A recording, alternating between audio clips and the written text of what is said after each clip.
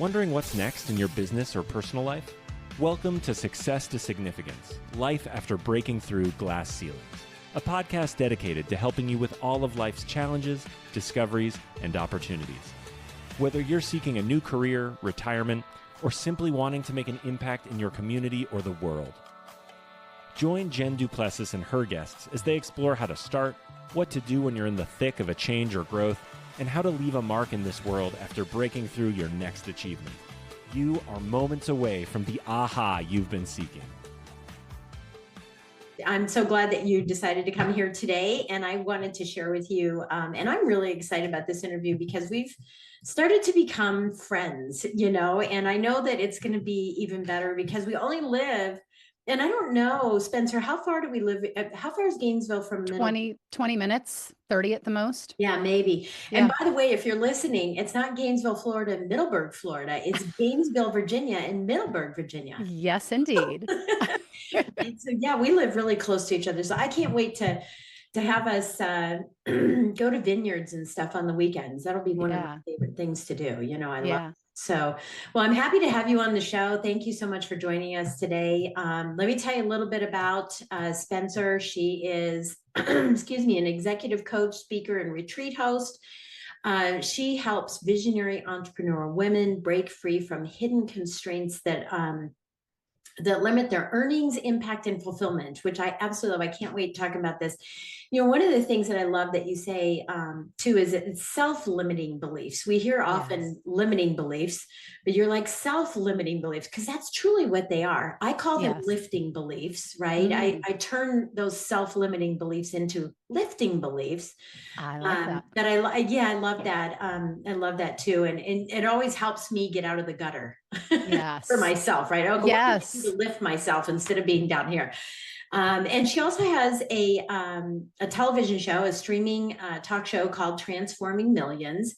And I'm just excited to have you on the show. So that's just high level. We'll put your full bio in the show notes and everything. So welcome, Spencer. Happy to have you. Thank you. Thank you. So happy to be here today. Yeah, okay. So I'm really excited about, I know that you have, your background is in psychology and ontology. Yes. Ontology. I had to go look that up and figure out what it was before. It always creates some curiosity for people. You are not the first podcast host who said that to me. Yeah. Like, what's that? What's ontology? So I went and looked at it. I love the explanation of it, but tell us, let's talk about your past first. Did you graduate from college and you had this degree and you worked in this world, and what did you do and how did you get to where you're at now? Yeah. So I got a degree in psychology, an undergraduate degree. In psychology, that really doesn't get you anywhere. You got to at least get a master's or a doctorate. And I was planning to go on to grad school, but I completed my psychology degree before positive psychology was a thing, before it was born. And so it really was very much about like treating psychoses, working with people with problems that they needed to work through or things that were really major. And I kind of always knew that wasn't really what I felt called to. I felt like I was pulled to help people live amazing, full, fabulous, rich lives. And so about a year after I graduated from college, I discovered a weekend seminar training that was kind of on the back end of the human potential movement that had, things that had started in the 60s that were considered maybe a little woo and over the top. But at the time that I went through it, it was so powerful to me. I mean, there were things that I was witnessing happening in the room. And it really was coaching. It was really the early days of coaching before the International Coach Federation or coaching as a profession existed. And as I would watch the coach interact with other people in the room, I was watching miracles happen. And, it was one of those things that when people come out of it, they say, what kind of Kool-Aid were you guys drinking in there? Right. Because there would be things like, people would have 20 years of anger and resentment toward a family member that they hadn't spoken to. And they'd have this huge epiphany awakening of, oh my gosh, I've been such a self-righteous jerk. I need to go make up with this family member. And I love them and I want to reconnect with them. And, people just thought it was nuts. And, people outside of the room anyway. And so, one of the things for me that was so powerful was I had struggled with eating disorders for 10 years of my life, from age 10 into my early 20s. Here I was now still pretty early 20s. And I wasn't doing destructive behaviors anymore, but I felt like I'd always have this monkey on my back that I'd have to manage and tolerate and deal with. And out of one conversation that the coach was having with someone else in the room about something totally unrelated to me or eating disorders, it gets to the heart of who we are as human beings. And so as I was watching that interaction, it was mirroring things for myself that had me think, oh my gosh, I don't need this anymore. Like, it was serving me in some ways. Honestly, it was kind of helping me prove how broken and damaged I was and what horrible parents I had. Or so I thought at my wise, ripe age of 22 at the time. But I literally in an instant decided, I'm done. I don't need this anymore. And it was so freeing. I just felt like, this is it. Like, this is what I was put on this earth to do. This is what I need. This is what I'm here for. So Yeah. I've in some form been developing myself in coaching and personal growth and development, and working with people and supporting people in that way for the last 30 years. Yeah, I think it's beautiful what you're doing. I just remember a story, I had, and I do retreats too. Yes. About that. And so in my retreat, I do a session on this letting go and forgiveness and stuff like that. And I remember a story about Oprah, who she was walking down the street one day and she saw this woman get out of her Rolls Royce or whatever. And, and all I think of about is the high level women from the Titanic, they're all and whatever. And, but she saw this woman and she just, kind of circled the drain immediately and said, oh, she was mean to me. And, she did this to me and she did that to me and blah, blah, blah. And then she said she learned that, the woman had no idea that she had done that. And so we carry this burden around of how could they do that to me, and it's not even, I mean, in your case, you were talking about self, right? Right. But we're carrying this burden around and we're just, they did that and I don't like them and blah, blah, blah, blah, blah. And this person had no idea. Yeah. So she decided to forgive her because she said either she doesn't know she did it, or she's that kind of person. And I need to let her go because she's not carrying it. Right. I'm carrying it. Right. Right. And I always remember that, and there are people that, I feel have done wrong to me. And, I have this phrase, I only work with people that compliment, not complicate. Yes. Right. And that's okay. I can still work with them. I bet you've got an opinion on this, though. It's okay. I don't want to work with them. That's okay. Right. But I can forgive them and not worry about them. Instead of every time I see them, I see a post, see them in a place, I kind of rise above them. And I don't mean it in a bad way. It's just that my thoughts rise above. Yes. That lifting belief that I was talking about is that I just go, okay, don't go there, lift up from that and just say, hey, it's okay that we move on and it's okay we're not working together and I can be cordial and say hello, but I don't need to have them in my life. So what are your thoughts on that? Am I doing all this wrong? I do not think you're doing it all wrong. I think it's great that you have your lifting beliefs. Yeah. I mean, part of the story you just shared reminds me of that quote that says resentment is like drinking poison and waiting for the other person to die. Yeah. Oh, I know. Yeah. So, I mean, it's serving us, but it's serving us in negative ways. It's holding us down and holding us back in ways that are making us sick and miserable. And there's just no need for it. And there's a project I've been working on and I just had a thought about it this morning as, when you get deep into a project and you get all these inspired ideas coming. And I was thinking this morning, I talk a lot about, we don't have to suffer. Like, I think we get so attached to our suffering sometimes. And we don't have to suffer.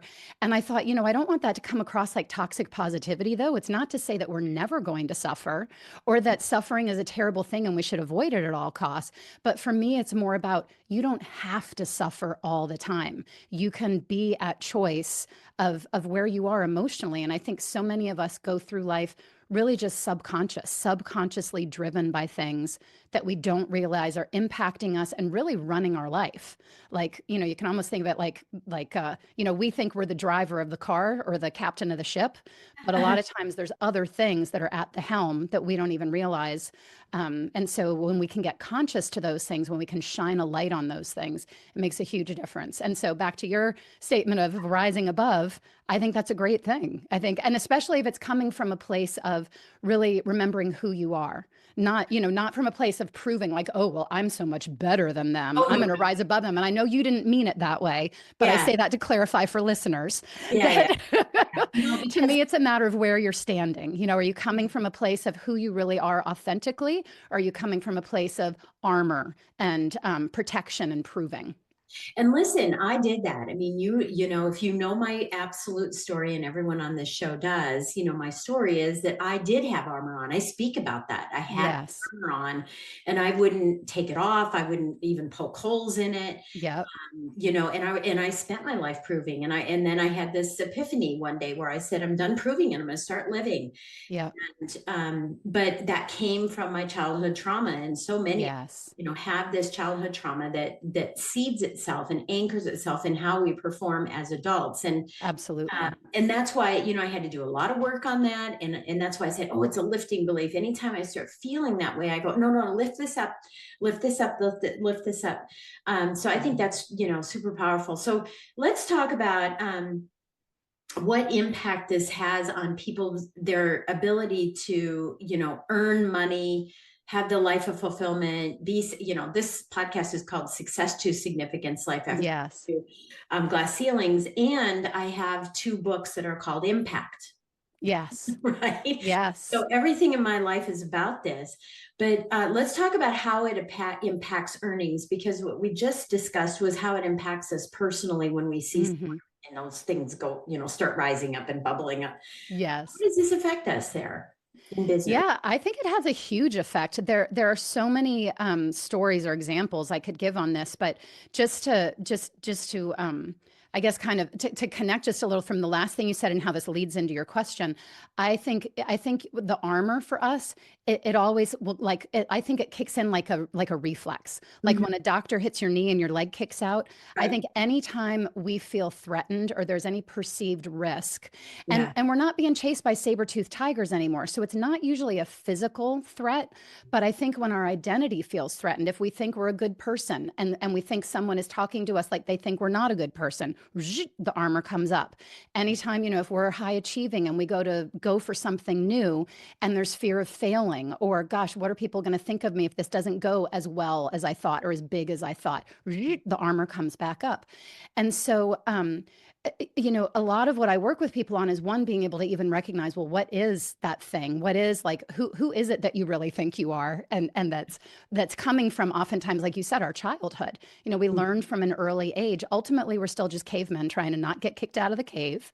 And so we learned from an early age, you know, what gets me praise and recognition and support and belonging? What has mom and dad say? Oh, that was so great. I'm so proud of you.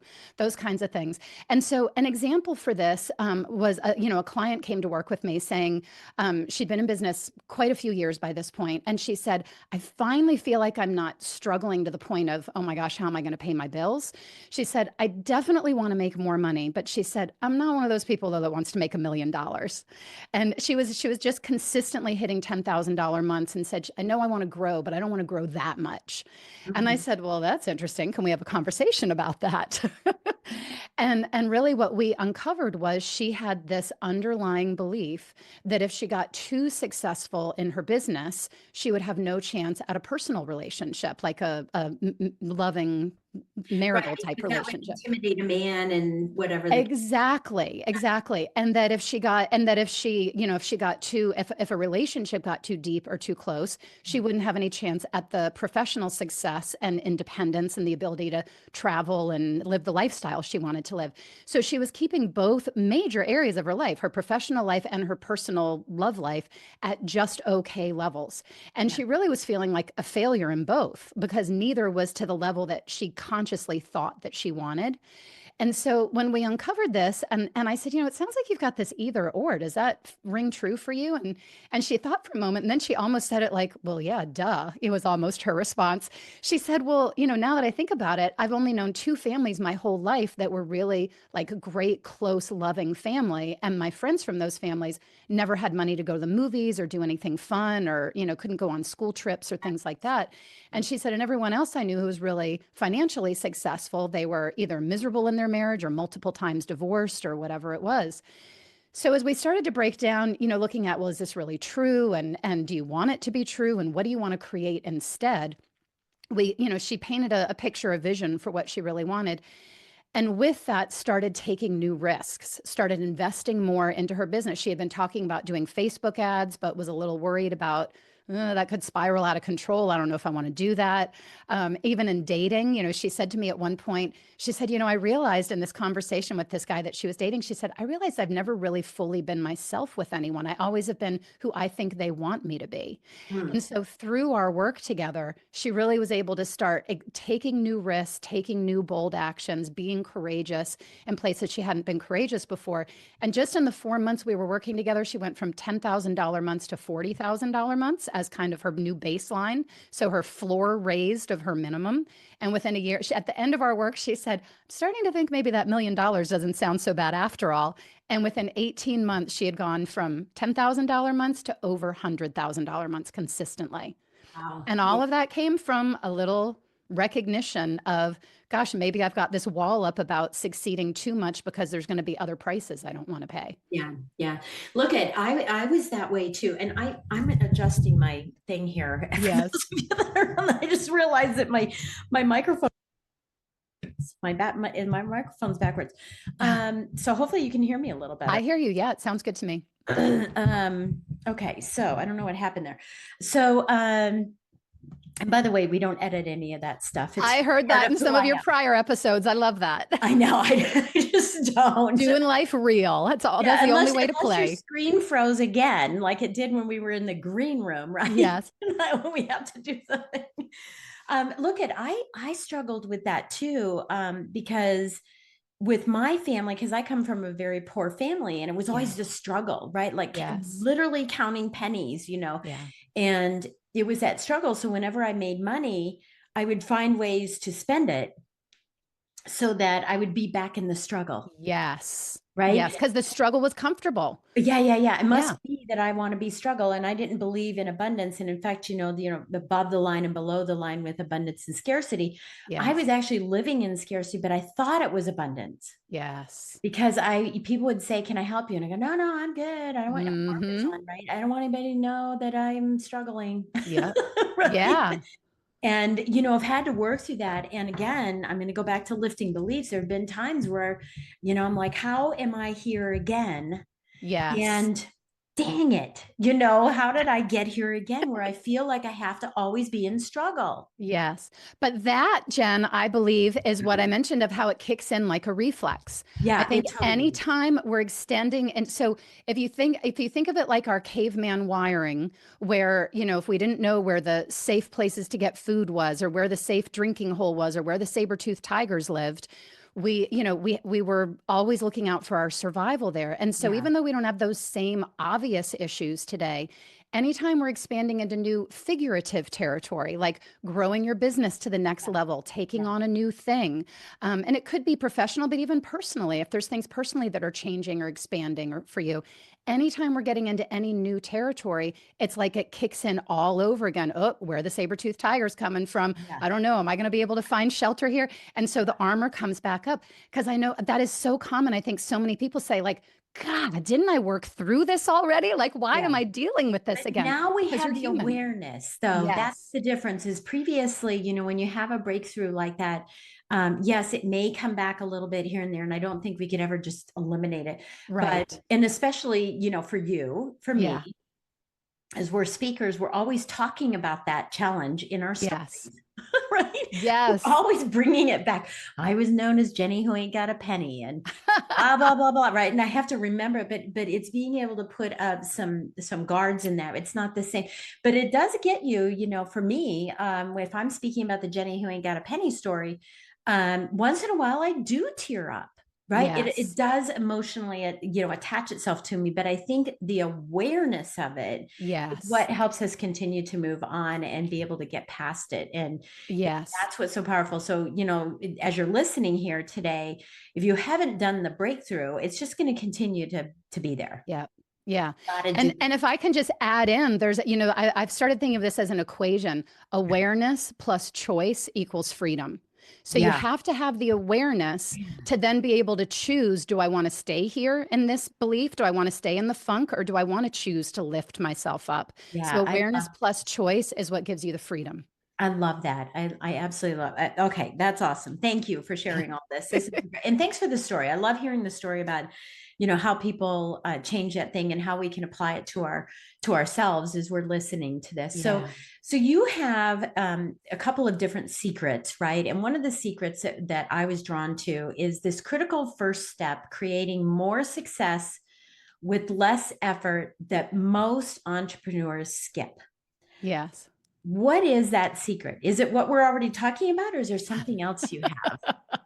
It certainly relates. So I always start with my framework. The pieces of my framework are alignment, insight, and reinvention. And so this really is around the alignment piece. So I always start with people on, what do you want to begin with? What's the life you want to be living? And I know you speak about this a lot also, Jen, that I know you talk about it like the wheel and having the wheel, your life be at the center and then work the business around it. Yeah. Yes. So I'm a big fan of, you got to get clear on what is the life you want to be living, and who are you really? Who are you authentically, like on a soul level?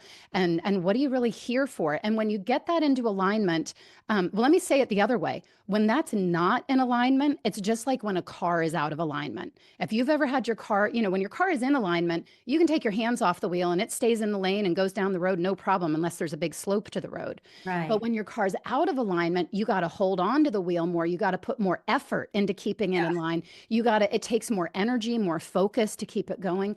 And so when you can really get clear on who you really are, what you're here for, and what matters most to you, get all of that into alignment.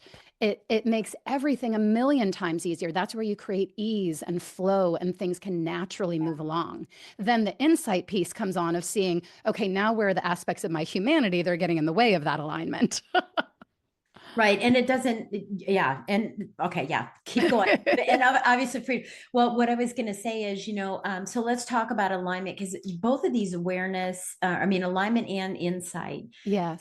One of the things that I share with everybody is this PDF, this assessment called 7 Strategies to Break Through Your Business Mindset. Yes. Right? Yes. And there are 2 aspects to it. So I just want to see if these are what you're talking about, or let you explain how yours is, uniquely different, because I'm sure it is.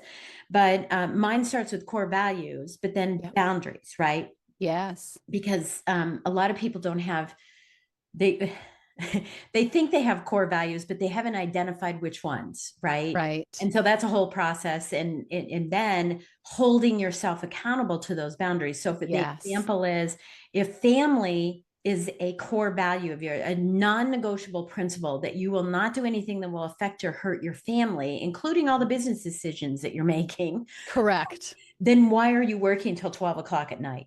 Yep. And that's the boundary. So can you give us an example of what you mean by alignment and insight in that context? Because maybe it's similar, maybe it's not. I don't know. It's similar, I think. And that, when you get clear on what, for as I teach it with alignment, with what that alignment, what it even is that you want and that matters and that you value. Then when you're in the midst of living your life, doing the things you're doing, taking the actions, it gives you almost like that true north to connect back to be able to look for yourself, to say, okay, am I operating in alignment here? Am I? And to me, one of the big questions, very simple question I like to bring up for people to always anchor back to is this moving me toward what I want or away from it? Yeah. So when you have those, I have had moments like that, like you said, where when I was running my yoga studio years ago, and the whole thing was, the whole thing is to get me out of corporate so I have time with my young kids and I can be there for them more. And then when I realized I'm working on like a newsletter and email to my list at, 7 o'clock at night, and my young kids are like, Mommy, I'm hungry. And I'm like, have a bowl of cereal. I don't have time to feed you right now. Right. That's it's like, what I mean. This is not moving me toward what I want. Maybe I need to reevaluate and do something different here. Yeah. Very similar to what we're saying about these boundaries. I was telling a client of mine the other day, I said, you've heard the phrase, my kids are growing up right in front of my eyes. Yes. And by the way, I even said this to my son. No, these days your kids are growing up right behind your back. Yes. Yes. in No. their room on their cell phone, as my 17-year-old daughter is right at this moment as we Right, speak. right. And you know, but they're growing up right behind your back because you're so ingrained in this whole Yes. computer world, you know, and having to be on the computer and having to be on things Yeah. and you know, that really set a different tone, you know, for the understanding of it. I absolutely love that.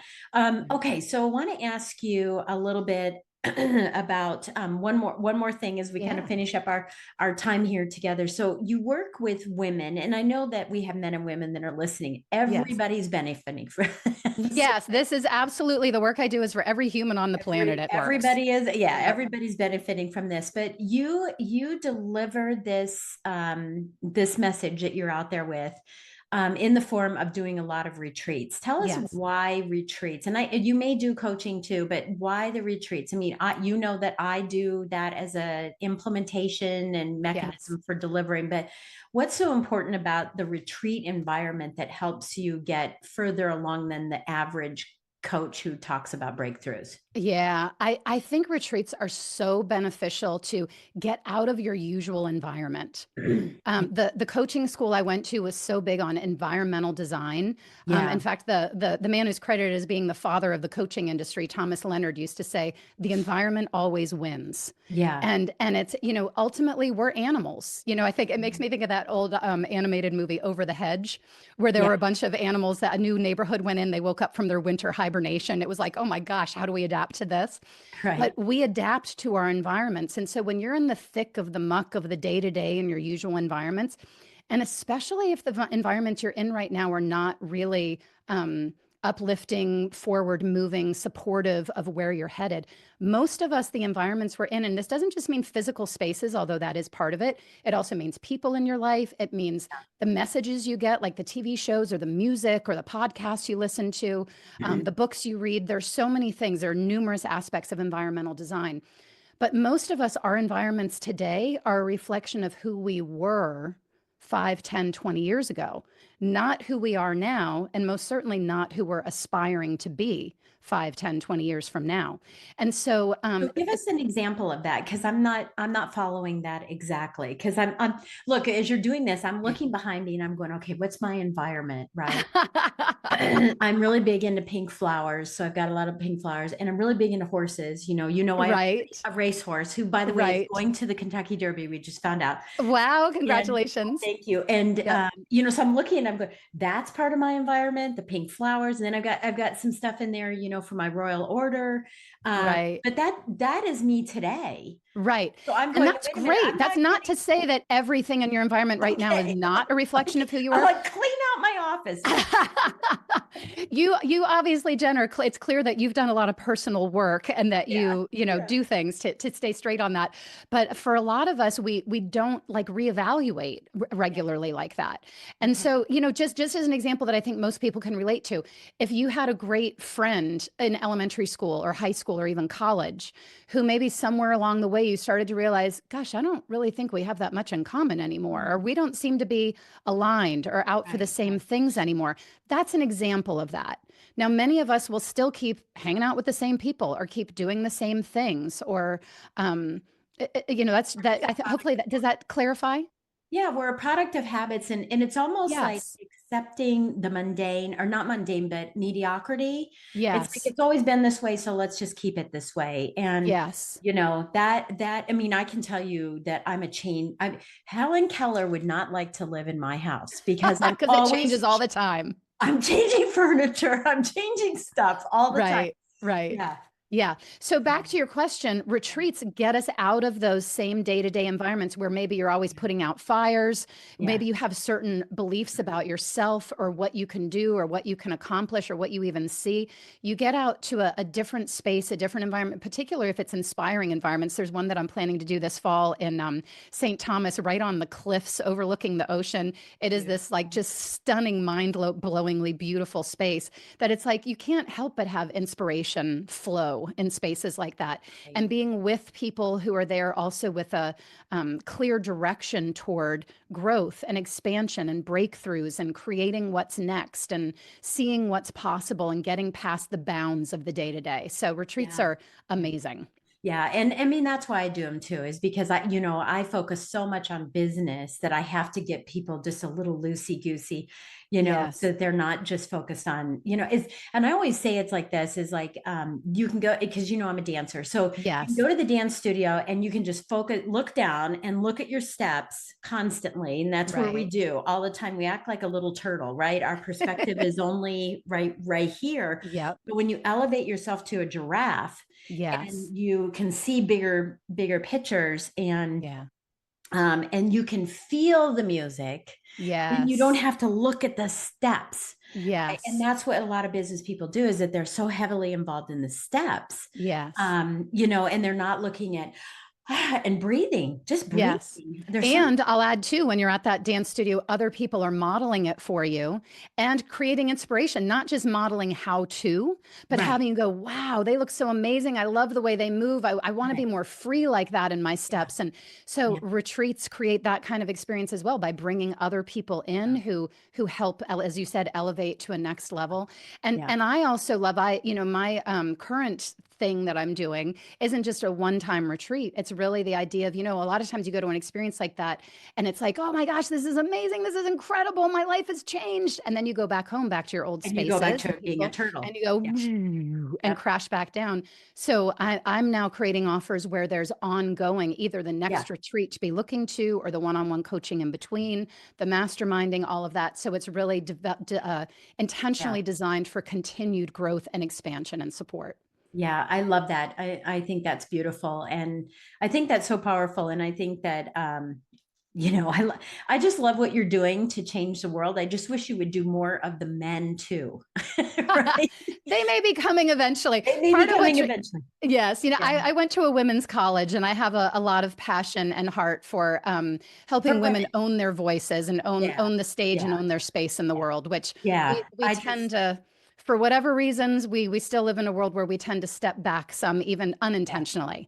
Well, I mean, I've always thought I'm a strong, powerful woman. I don't bend to any man. And yet I catch myself sometimes in rooms with. See, I don't bend to any men either, but I think men are, and God, anybody listening, I don't mean this intentionally. I've got a husband for 42 years, but I think that men are so scared now of all the things that might come at them, that they're becoming woman-like. Yeah. They're starting to cave themselves. They're saying, oh, I can't say that. Yeah. And we don't want that either.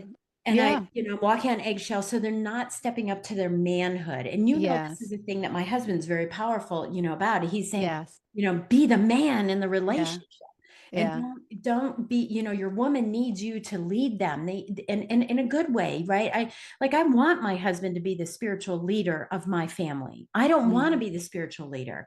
I want him to be the one that fixes the car and takes out the trash and fixes things in the house. I don't want or need that. Right. But I want to have my role. And I want him to have his role. And, it's very biblical, but, it is that the man should be leading the family, right? And so many men are caving and not being that. And I see a lot of women go, well, I mow because he doesn't, and I take out the trash because he doesn't. And I do think that we have a role in our, in our lives. But anyway, so that's for another story. Okay, so I know that you have a gift for everybody, and we'll make sure the link is in our gift vault. Great. So everybody knows you'll be going to my website, and then you'll be entering your information to get access to the gift that Spencer has for us. And I want to just ask you this as we end our time together: what is a quote or a mantra or whatever's on your heart right now that you would like to tell a specific listener who's heard what you've had to say today? Oh, goodness. The quote that really drives so much of what I do and everything I feel of who I am is a quote by the French philosopher that says, we're not human beings having a spiritual experience. We're spiritual beings having a human experience. I love that quote. And I think if we can really remember who we really are as divine, magnificent extensions of our creator, however you see that, God, universe, spirit, whatever it may be. But I think when we can remember who we truly are, it just opens up a whole new world of possibilities for us in every moment.